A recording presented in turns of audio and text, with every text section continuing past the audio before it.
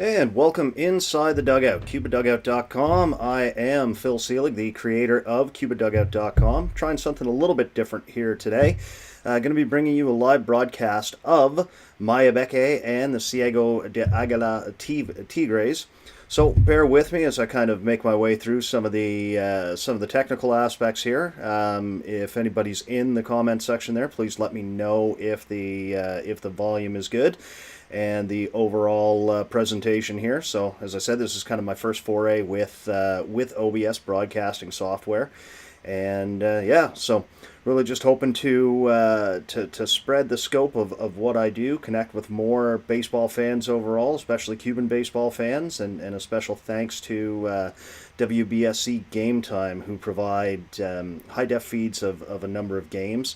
And so if you want to check them out, give them a like and a follow, or follow on a separate device. Again, that's WBSC Game Time. So what you will see here is the Telerebelde broadcast from Cuba. So this is the direct broadcast of what will be shown in the homes of 11 million Cubans on the island. And so, yeah, get inside the dugout and let's watch some Cuban baseball. Let's crack open a Cristal and see what today's game has to offer.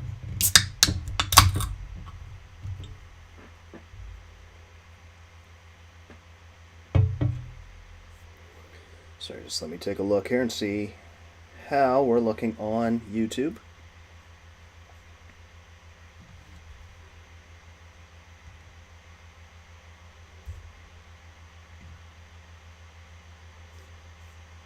Alright, so that's clear. Perfect.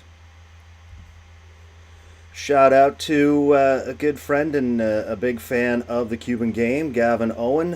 For those who don't know, he is a Brit I've interviewed before on my channel. He has some very unique anecdotes. He had the chance to travel with the Cuban national team around the turn of the 2010s. So when they were chock full of talent with a number of big names that you've probably heard of. And so if you do get a chance, go and check out that interview. I jokingly say that he currently has the Cuban Baseball Hall of Fame in his home with the amount of merchandise that he has there, but also some really great insight. His name pops up in some of the writings of Peter Bjarkman. So Gavin was definitely kind of around during some of the more pivotal moments and some of the bigger moments that have forged the current Cuban baseball culture. And special shout out to a good friend of the page, Joshua Lindo.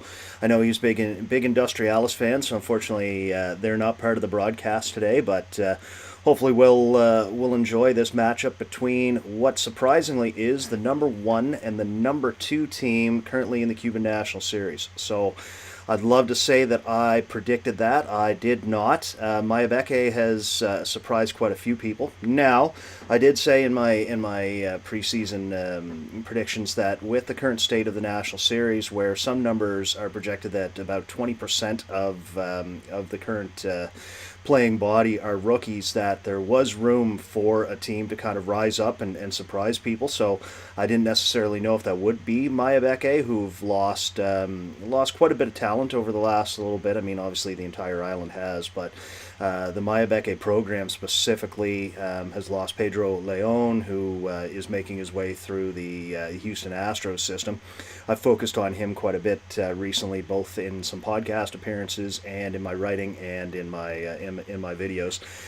So Leon, Adrian Moreon, who is a pitcher for San Diego, unfortunately blew out his elbow, but is working his way back, and a current free agent who I thought would it still has a chance to sign under this international period, but was really surprised that doesn't have a big contract yet in Jason Martinez.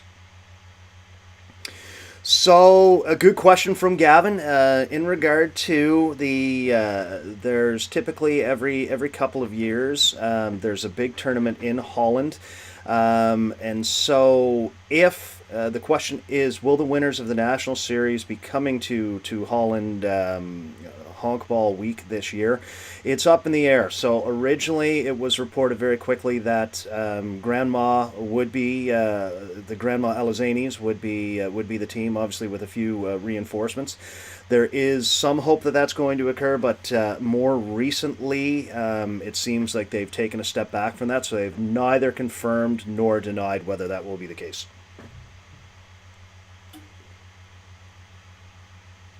So, as we take a look in here, Ciego de Avila, the Tigres, who in the mid 2010s were a mini dynasty, backstopped by some big names that you'll probably recognize. Adolis Garcia, who debuted this year for the Texas Rangers and was in the running for Rookie of the Year. And of course, Luis Robert, a top player for the Chicago White Sox, a guy I think has as high a ceiling as anybody currently. So the Tigres to be in second place right now, I didn't have them pegged for that. Although I mean they do still have some good veteran players there. The attrition for them has been immense, but somehow they're piecing it together. And as mentioned, the National Series overall this year is probably a little bit depleted, but with that as an opportunity for some young players really to come up and cement themselves and kind of refortify that pipeline. So Mayabeque definitely fits into that scenario. So for those who don't know, the Mayabeque Huracanes, and for those who don't speak Spanish, that translates to hurricanes. Are based in a small province just outside of Havana, and so they're a newer team formed basically with a provincial boundary redrawing in 2012, and so they kind of replaced or the spiritual successors to the La Habana Cowboys. La Habana produced a level of Major League talent. Most specifically, for a short stint, is the current World Series MVP Jorge Soler, but also El Candelita, Jose Iglesias, and so Mayabeque has been kind of an afterthought for many years, as often happens. A lot of times, their best players can be plucked and sent to Industrialis in Havana, but being that close to the capital, they do still draw from a good talent base, and quite frankly have been punching above their weight in the number of top prospects and in the number of major leaguers that looks like they'll be churning out.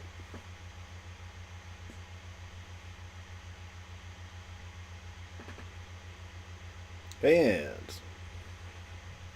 sorry, just trying to get adjusted here between all of the different screens and actually trying to watch the game at the same time.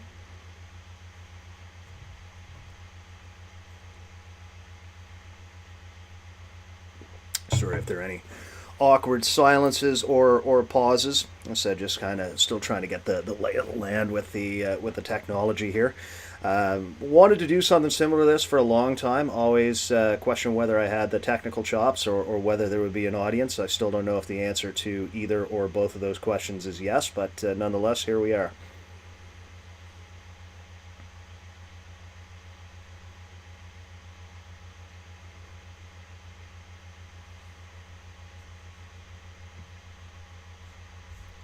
That's fine there. Sorry, just going to switch over screens here to get a better look at the game itself.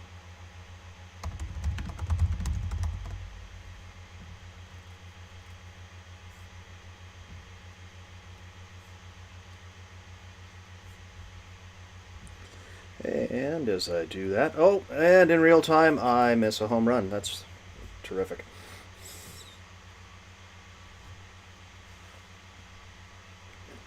Let's take a look at this.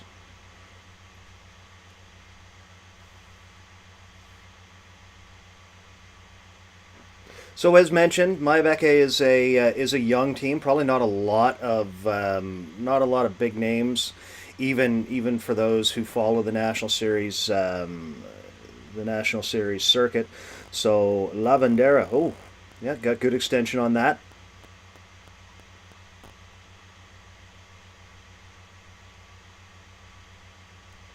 And just to the power alley in left center. So as mentioned, that's probably a big part of the surprise for Mayabeque is kind of a lot of names flying under the radar, but some relative youth. That's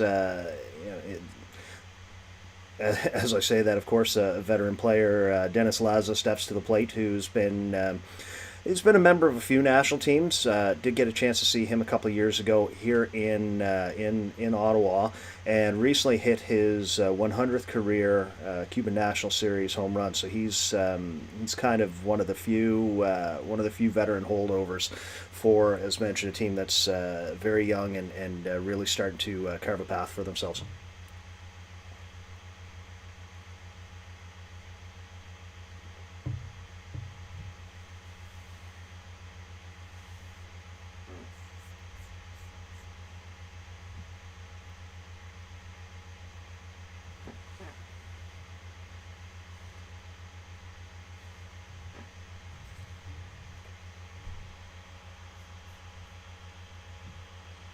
Just taking a quick look here.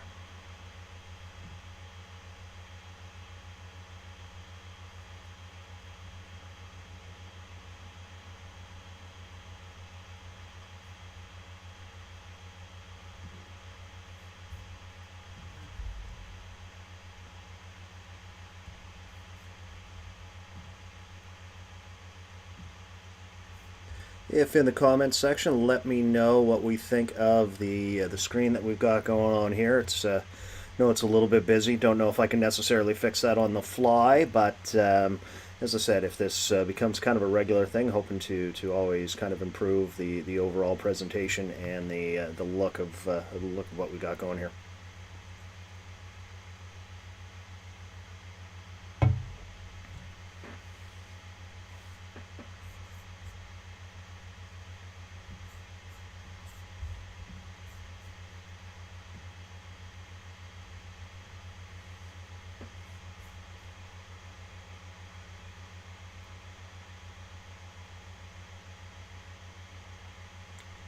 Oh, and we're going back to back.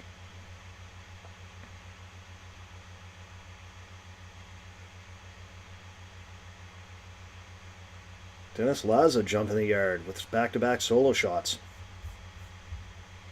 So the ball is jumping today. That's home run production looks like it's been down a little bit overall this year. Last year in the National Series, no doubt, was a big offensive year.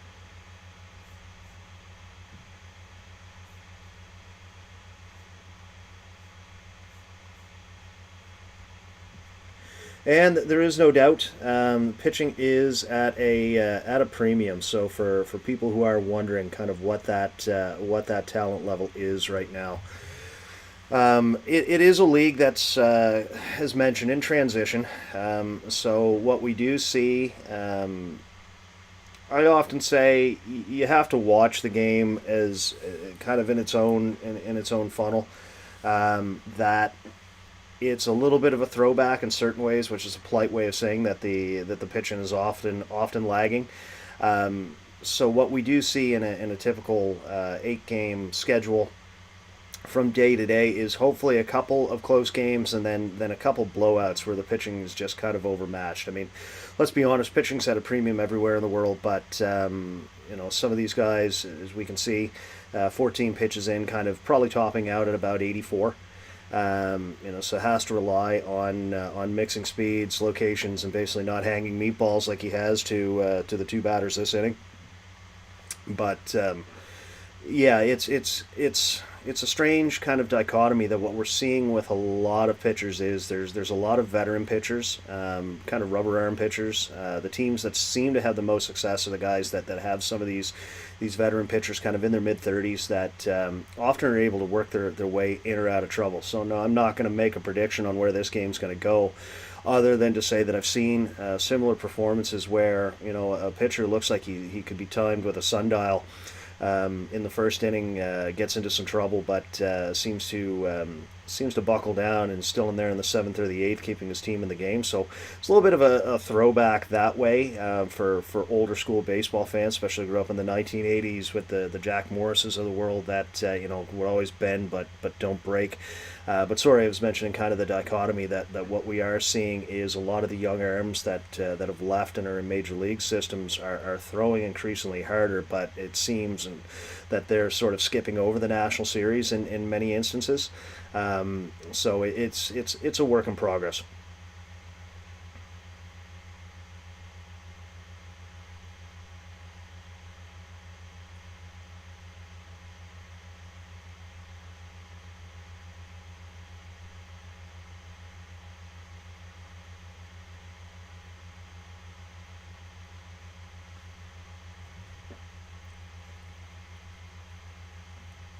So 17 pitches to get through the first two batters here.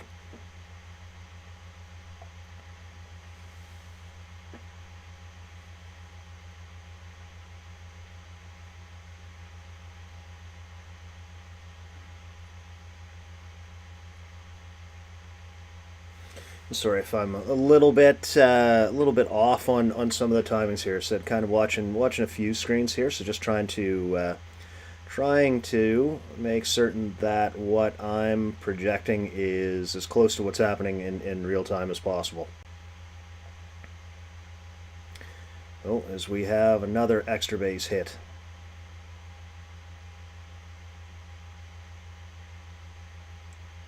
Whew. Well, kudos to him. He legged out a triple. Wasn't necessarily the most graceful one I've ever seen, but anybody who played baseball with me might argue that's rich.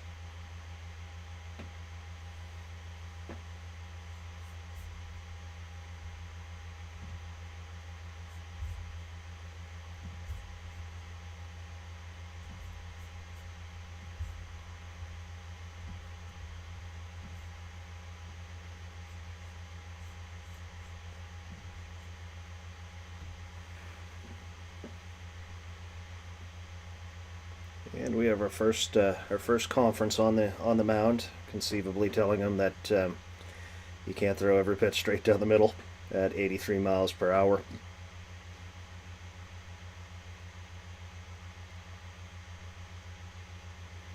Don't know if the slide was necessary, but at least he can go home with the pride of knowing that he got his uniform dirty and did something today.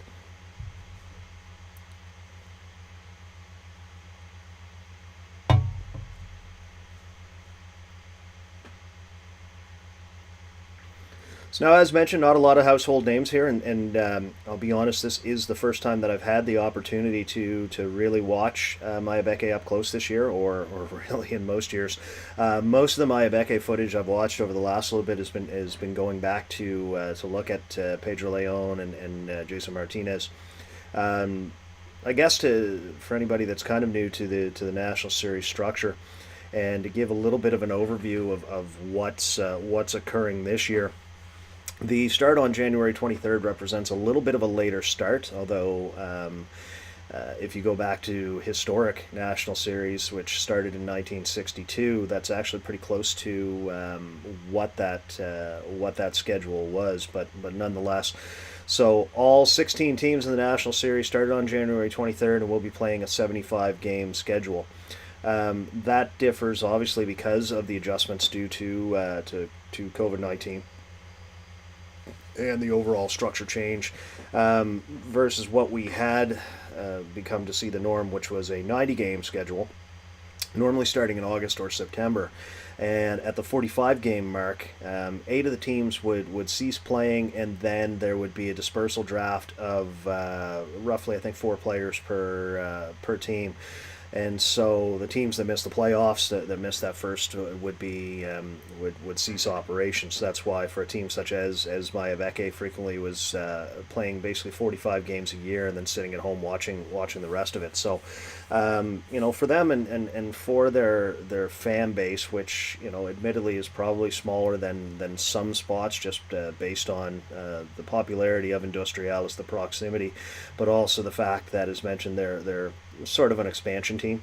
Although obviously, they play out of the same stadium that the La Habana Vaqueros, the Cowboys, used to, but are still kind of struggling to find that identity. So, could a big run here finally kind of cement them in the eyes of their fans and develop them and hopefully maintain and cultivate a lot of that talent? We shall see if that's the case for the Hurricanes.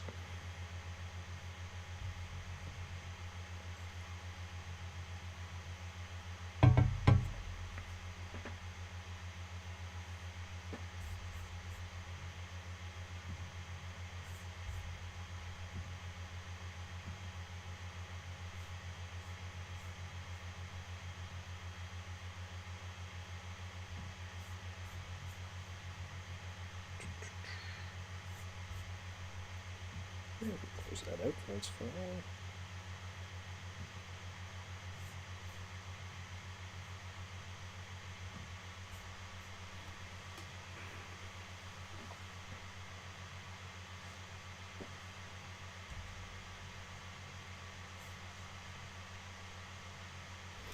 So we are grinding through the first inning here, but we have a chance to get through with limited damage, all things considered.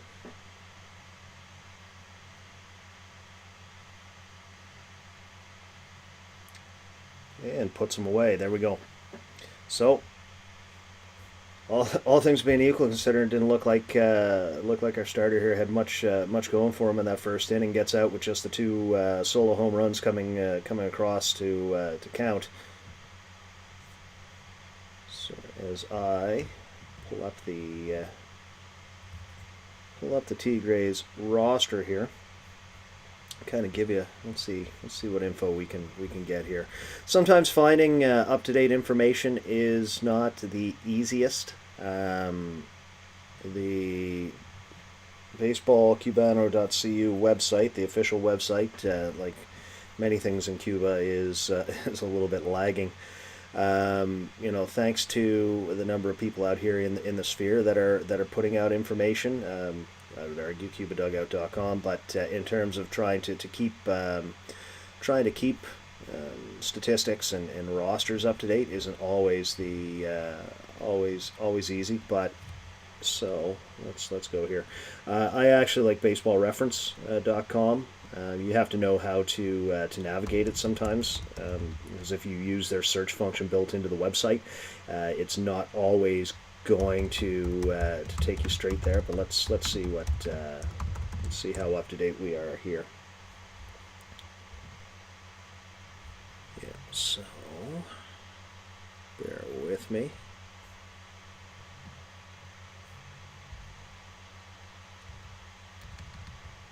So actually, what I like to do sometimes is,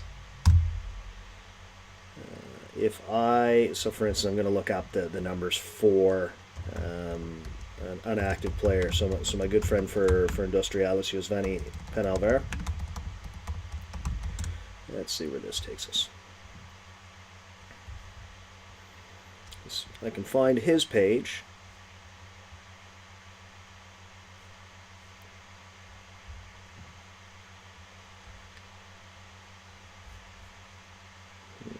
We'll find the Industrialis page. Nope. My apologies for doing this in real time, but let's actually look up one of the players. Another player I'd call an acquaintance. The shortstop Yoris Baroto. Actually, in real time, here he is up at the plate. Had the opportunity of seeing Yorvis play a few times. Ironically, never for... No, that's not true. Did see him play for Ciego back in 2016. But with the dispersal draft, I've seen him play as a reinforcement for a few different teams. And also for the Kitchener Panthers here in Canada. I've had the good fortune as well of heading to Kitchener and seeing when they've brought a number of Cubans in, typically every year. There we go.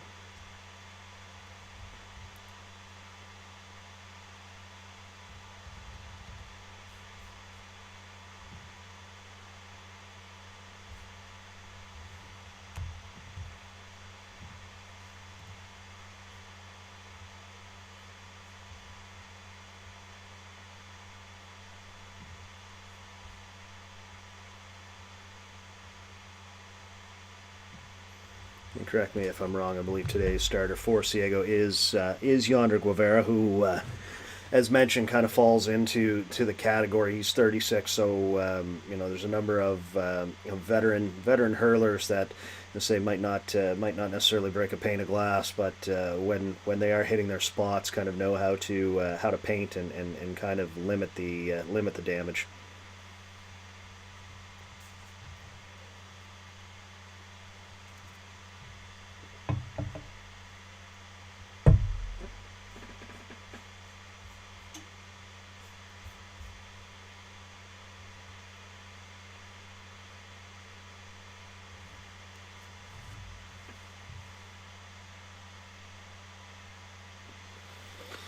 So Yorvis flies out to right, but he's having another solid season for a veteran player, hitting 322.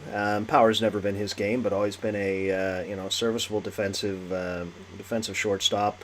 He's been a key part of some of the national teams in the past decade, and obviously the shortstop during, as I mentioned, their run with it was 3 championships in the run of about 5 years in the 2010s.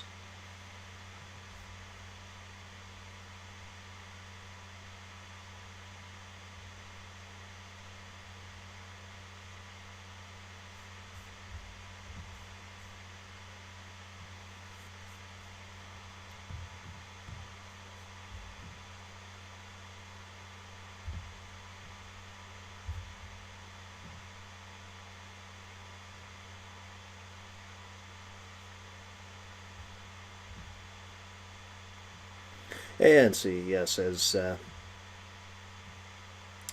Gavin's pointing out in the chat, Yonder Guevara was an arm for Cuba in the 2013 World Baseball Classic. And there is no doubt that, and I do find it somewhat ironic that if you look at the 1990s and when the story of Cuba and the story of Cuban defections first hit the spotlight was a large number of pitchers. Rene Oroca, Ariel Prieto, Livan Hernandez, El Duque Hernandez. That in the 2010s as this new wave and kind of arguably sort of the best Cuban crop that we've seen. Let me fix that. The best Cuban crop that we've seen, the pitchers have really lagged behind. So outside of Aroldis Chapman, we haven't seen as many arms really make as big an impact. I don't count Jose Fernandez as our good friend there, Osvaldo Vazquez. One of the top hitting catchers of the past few years gets drilled as if it's not enough. It's not enough time behind the dish, getting hit all the time. But I don't necessarily count the late great Jose Fernandez for the sake that he was born in Cuba but got out very very young. There is no doubt though that I think if he had hadn't passed so tragically and met his potential, could have been the best Cuban pitcher ever.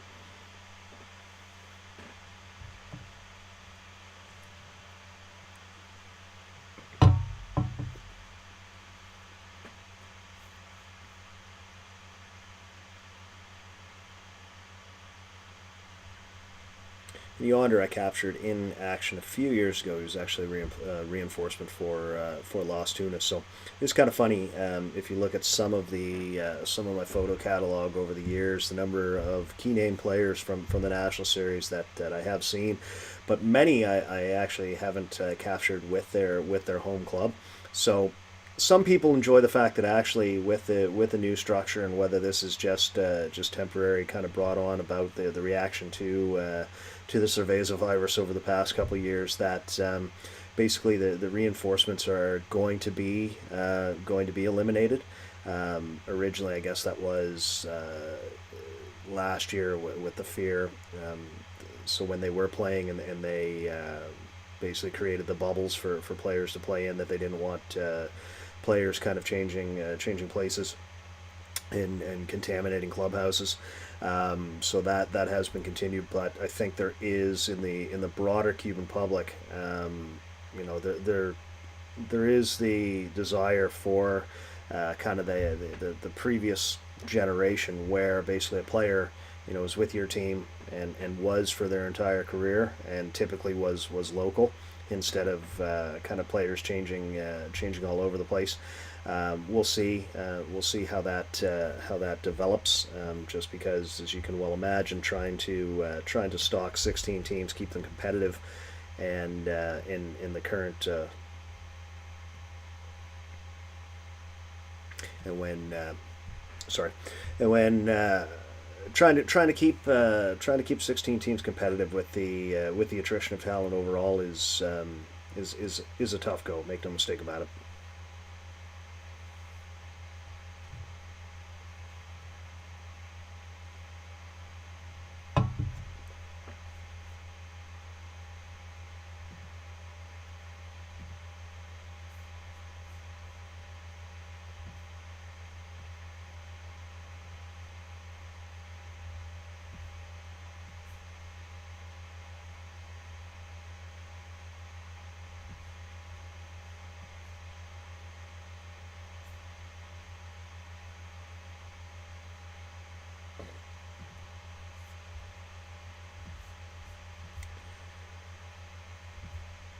Sorry, just taking a quick look here at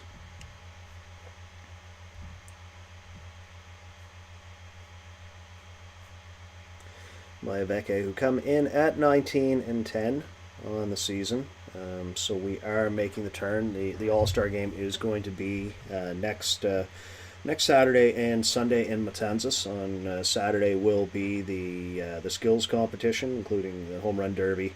I believe they have base running skills competitions and catcher throwing accuracy drills, and then the All-Star game will be on Sunday. As mentioned, we're kind of with the 75 game schedule. We're approaching roughly the halfway mark. And again, for Mayabeque to surprise, they got off to a hot start, swooned a little bit, but to still be in first place is impressive. But it should be stated that right now, if you look at the top 8 teams will make the playoffs. No, actually, I didn't. I should have read up on this, but what they've done the past couple of years is the top 4 teams are seeded, and then the bottom 4 play into wildcard play-in. So effectively, it's a 6-team playoff, although they do count 8 teams as playoff teams. But right now, the difference between number 1 and number 8 Pinar del Rio is just 4 games, and as mentioned, the second half of the season, a number of things can change. We're going to have more players kind of leaving with permission to go and play in Japan, in Mexico, in Panama, in Venezuela. So there could be a mix of players coming and going and refortifying. So the rosters, we'll see how close they look at playoff time versus to what they are right now.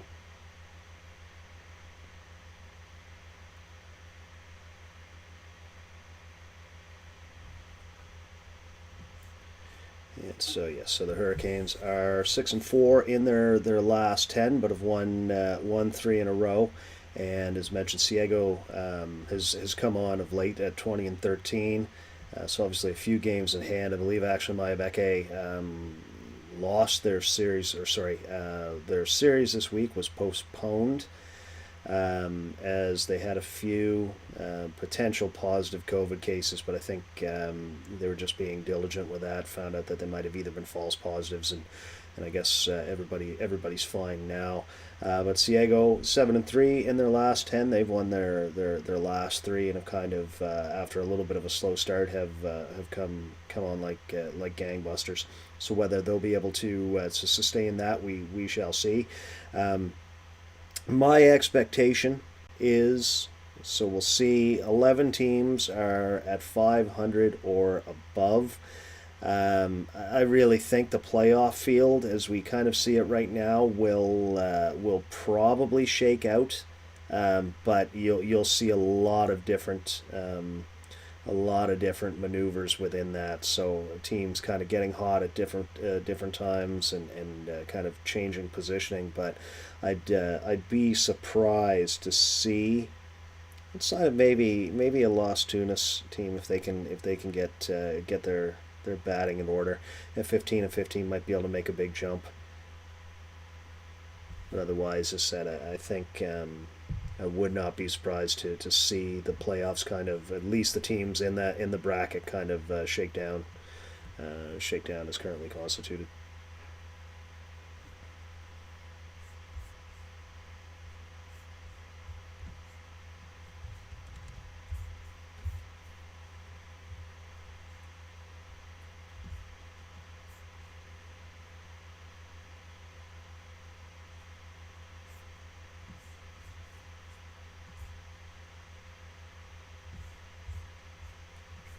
So I'm just trying to look through some of the chat here, and as I said, kind of still trying to figure out what screen I should be looking at here.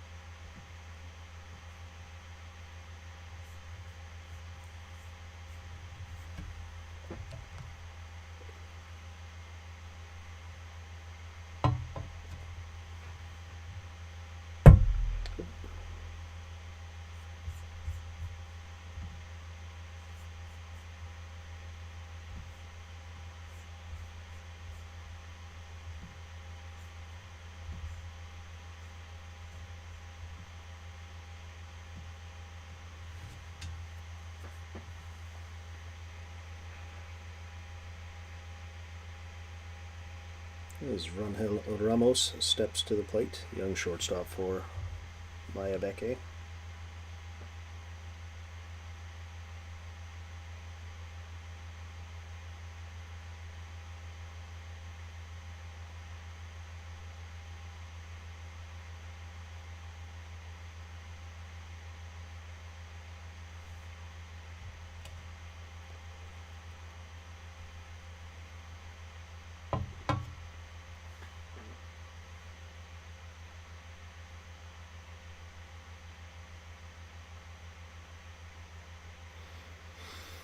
And Guevara, who is wiggling his way into trouble again here in the second, he's one batter away from again limiting the damage, despite the fact that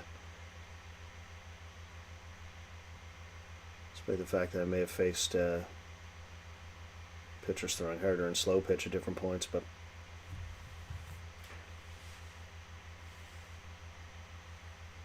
That's not completely true. I'd probably still get vaporized by 83 miles per hour, but with the 71 mile an hour hook. So as mentioned, for pitchers to thrive in this league, it's they oftentimes kind of pitch backwards, relying on different versions of conventional or old school junk, and as you see, as he kind of gets out of that, gets a couple run. Oh no, is he? Nope, throw let him off the bag, so we're not out of this inning just yet. And so for a pitcher that relies on guile and location, can't really afford an error like that to extend the inning. So see, the first part of the play is fine, knocks it down, maybe a little nonchalant on the throw. Ooh, even is that the third baseman's fault, or? It's an in-between play. To me, I think the first baseman has to keep his foot on the bag there. It's got to help his pitcher out. So we'll see if this. We'll see if Orlando Lavandera, who went deep in the first inning, can inflict some more damage here and open the floodgates.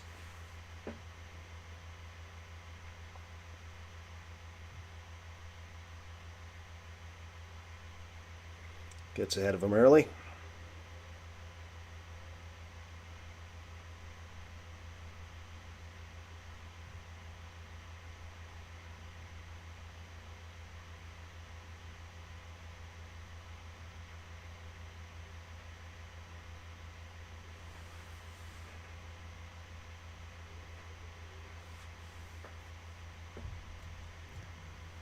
Obviously showing, obviously without being able to rely on a blazing fastball. Looks like he wants to work him away. Um, Whether or not we'll see if the objective is to go away, and then try and surprise him inside. But obviously wants to probably doesn't have the fastball speed to really bust him in on the hands.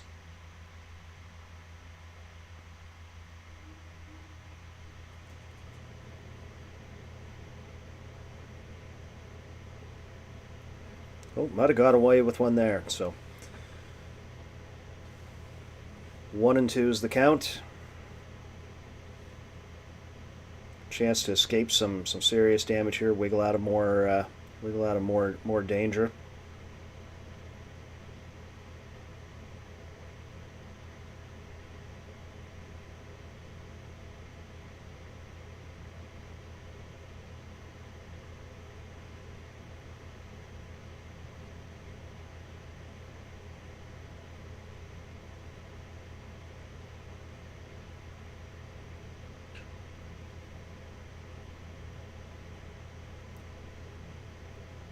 And the pitch is on the way. Oh, knocks it down. It's a great play to get out of trouble. So knocks the ball down with his back foot.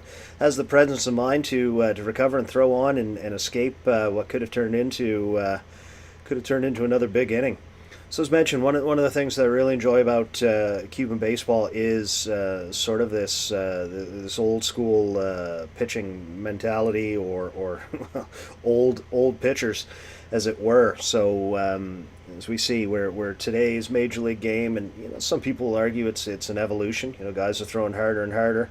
Bullpen usage is a little bit aggravating sometimes. The debate over speed of play and all of that is definitely part of it is by the number of pitchers used, and whether or not guys can kind of work their way in and out of trouble. So as we see here, we do have some veteran pitchers that are at least are given enough leash to work their way in and out, and if it's painting with slop can make for an interesting game. So as we look right now at the top 5 home run leaders, Pedro Ravila of Guantanamo, surprising name there, but then we look and see Alexander Ayala, a player I've chronicled in the past for Camagüey, and Rafael Vinales, another veteran player that have been leaving the yard fairly effectively, and then two other young kind of newer names, Over Cremet and Alfredo Lafarnia. Didn't even see it. So as mentioned, a lot of either younger players, newer names, or at least guys that maybe necessarily haven't been in the spotlight, specifically for Guantanamo and other teams. As mentioned, that if they haven't been making the second phase, typically don't appear on the few broadcasts that are available, and haven't been appearing for national teams. So as mentioned, it's the opportunity, I guess, for certain guys that if through attrition, through the number of players that have left, it is an opportunity for someone else to at least make a name for themselves in the national series. Make a slightly better life for themselves on the island, and perhaps make a national team and increase their stock to play in, if not the major leagues, but maybe some of the professional leagues where Cuba has agreements to have players go and to make some money and be able to bring that home back to Cuba.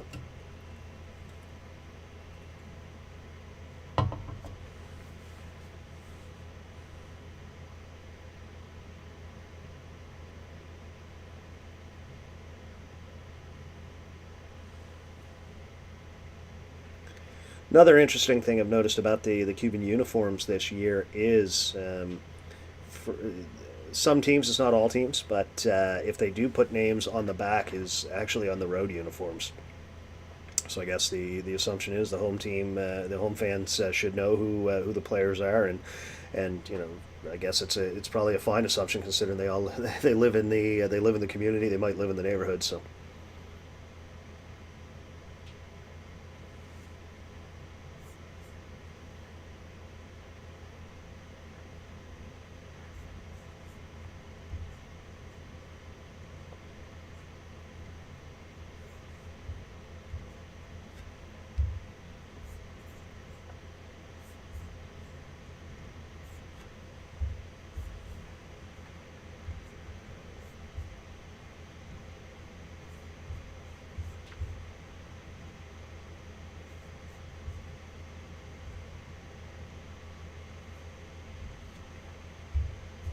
Sorry, just lost my screen here for a moment.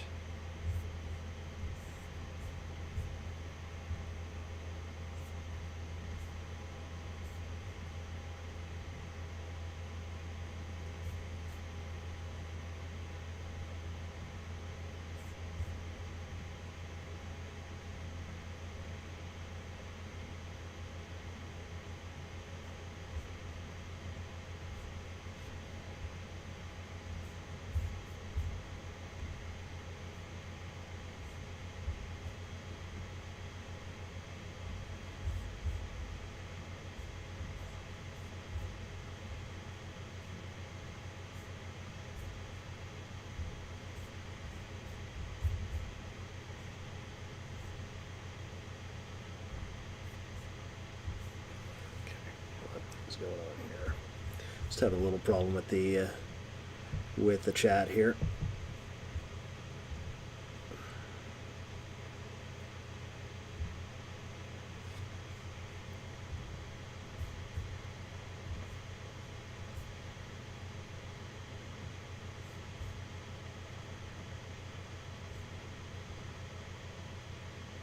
As mentioned, this is kind of the first kick of the can, so my apologies for kind of any dead space there.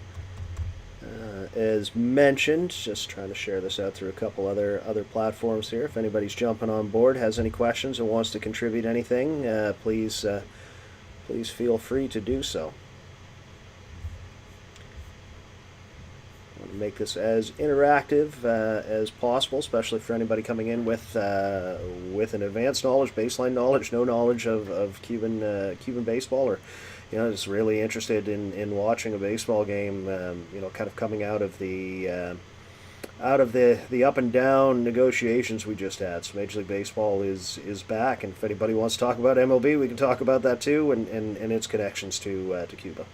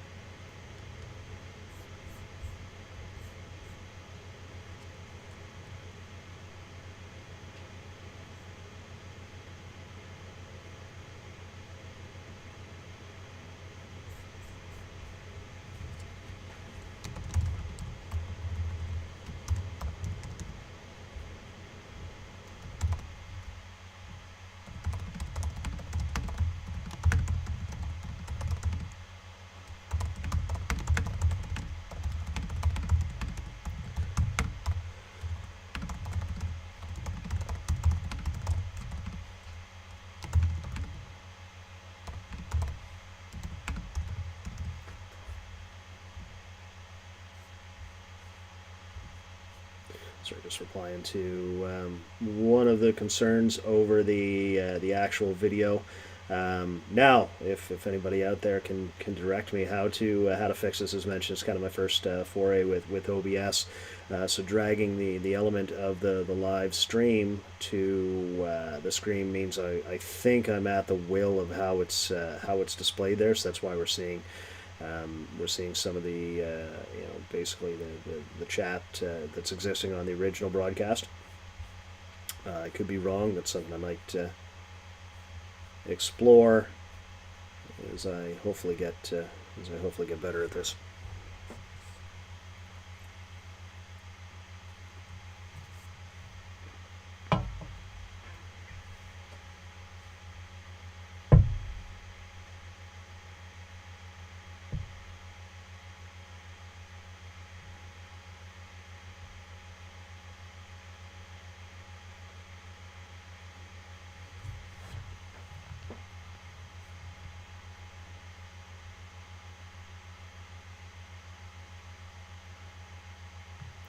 And Ciego has a few things cooking here.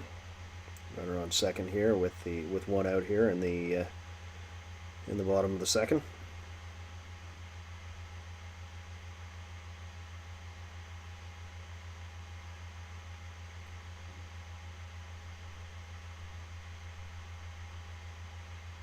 Ooh. That's a pitch. That's a pitch the pitcher wants there. Actually, shout out to Bill Ryan, is a local guy who actually manufactures a lot of the bats. So the bats that we see there with the barbed wire marking are produced not far outside of Ottawa.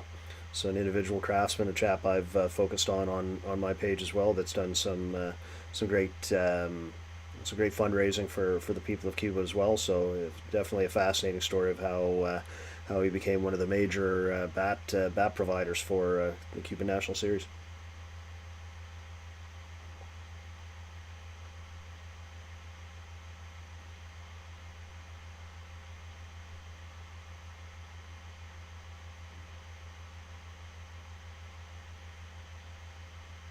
Similar. That's another close call that doesn't seem to be going his way today.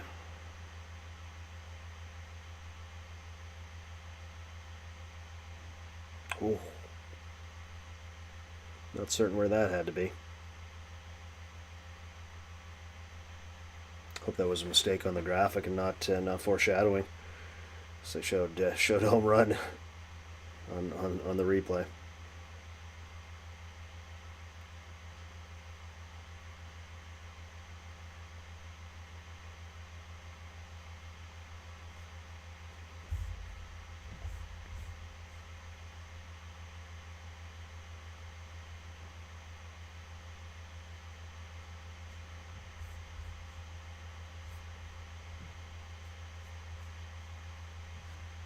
Oh.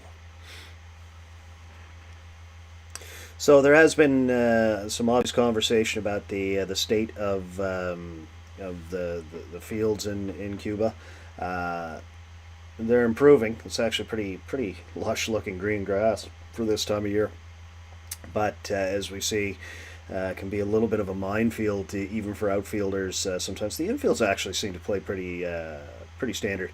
But as we see here on a liner on a play where the outfielder even drops down to get in front of it and takes kind of a bad hop. Luckily, it doesn't get too far away from him. But yeah, we have Ciego taking the lead on that RBI single.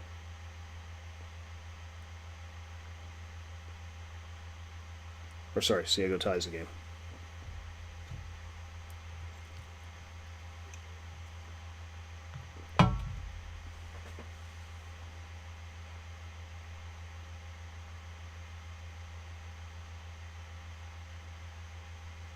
Ooh, another seeing eye single. Okay, that play was not the grass's fault, but now Ciego takes the lead as the ball squibs directly through the middle.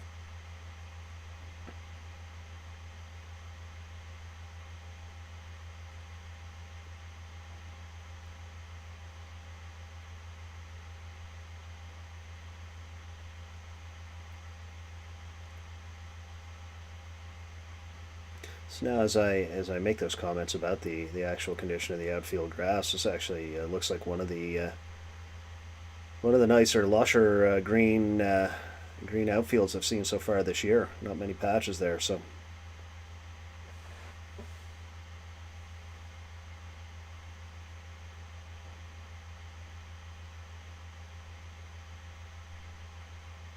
The other thing we will see in Cuba, pitchers do have a tendency to pitch much more to contact.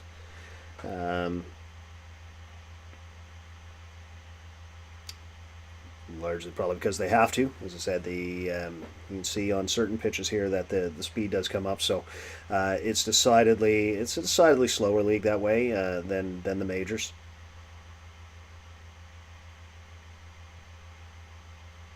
So pitchers frequently do pitch to contact and rely on their defense, which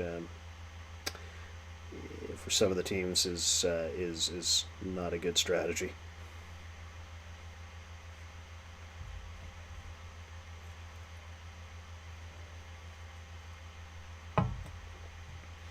It's just a heads up. I think for a first go on this, looking it's about 10-2 here. Probably going to go for another 10 minutes. This is kind of a more of an experiment, just to test out the technology, kind of get a feel for for how much work goes into this type of thing. And thanks to all that have checked in here and left their comments.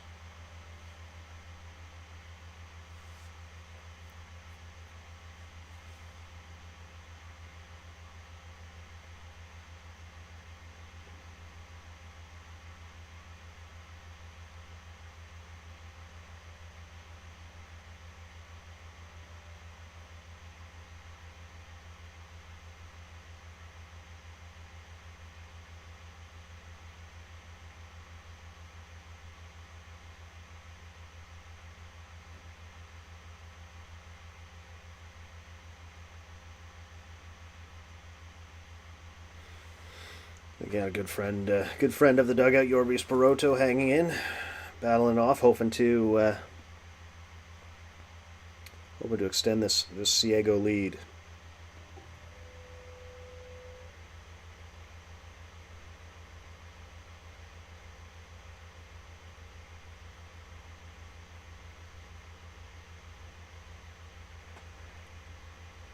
Oh. Nifty turn on the double play. So we do still see some flash in the league from time to time. So hopefully we'll see a replay of this well turned double play here on the 4-6-3. Yeah, it was 4-6-3. Gets it out of the glove quickly. Nice turn at second base by the shortstop. On to first. Mayabeque dances out of trouble, but not before they give up 2 runs and give the lead to Ciego, 3-2 as we head into the top of the third. So, I think that's as good a time as any to pull the plug on this initial experiment. But hopefully, give me your feedback in the comments if anybody does watch this back later. As said, looking maybe to do this a little bit more frequently and improve each time out. But join me inside the dugout, CubaDugout.com. Keep your eyes peeled. I've got my short films going to be debuting on this coming Monday evening at 7 p.m. That's going to look at my recent 2-week journey into Havana. Piece that together. That's about 25 minutes or so, and we'll give a lot of insight if you're looking to travel there. What's kind of life like since coronavirus, and how are things going on the island today? So. Thanks for checking this out, and as always, as mentioned, keep your eyes peeled to CubaDugout.com.